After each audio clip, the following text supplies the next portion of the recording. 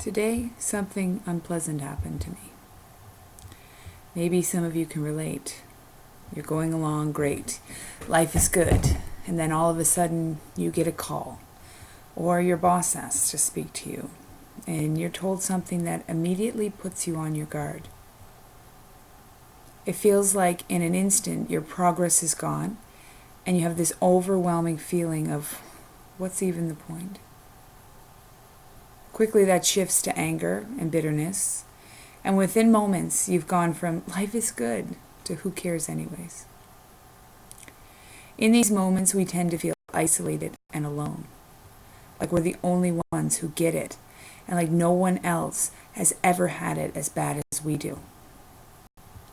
But what if I told you that we all feel that way? We all internalize problems and have a seemingly natural desire to being victimized by life. We have grown and developed in such a way that bad things happening are immediate personal attacks.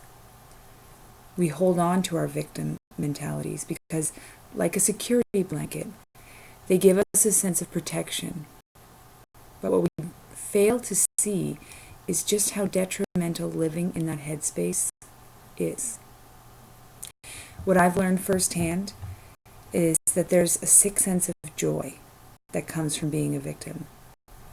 You have a false sense of freedom when nothing is your fault. When you can tell yourself and everyone around you just how terrible your life is. You start to crave bad things happening because they're exciting and dramatic. Negative habits and tendencies make us mentally weak, unable to change, and by perpetuating negativity, we are blocked from ever finding a solution. These habits that bring us straight into this vicious cycle of victimhood, according to Amy Warren, make us less effective and rob us of our mental strength.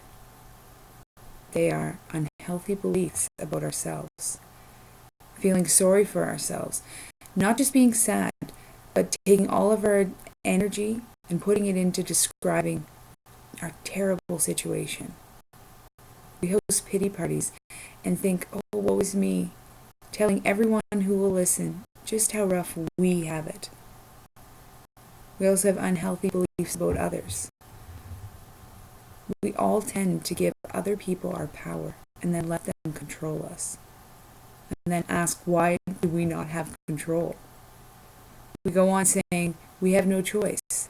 I have to work late. I have to help my friend. I have to do this thing that I really don't want to do, but I have to. No. We have to put more stock in our own lives, in what we have the ability to control. We can't give all of our power to outside people that we don't have any control over. Another and final unhealthy belief is that we have bad ideas about the world. We believe that we deserve things. And we also believe that we have targets on our back. In one sense, we're mad that things aren't happening the way we think they should. And also, we're frustrated because everything seems to be happening to me. The world is against me. Joe Vitale describes the victim mentality as giving your power to someone else and having a sense that you don't deserve more than you're already getting. Blaming others for how your life is going and constantly complaining are surefire signs that you're living in a victim state. He offers 7 keys to breaking out of the victim pattern, which we're going to discuss further in detail when we meet again on October 21st at 6:30 at the East Dartmouth Community Center, which it's never too late to join us.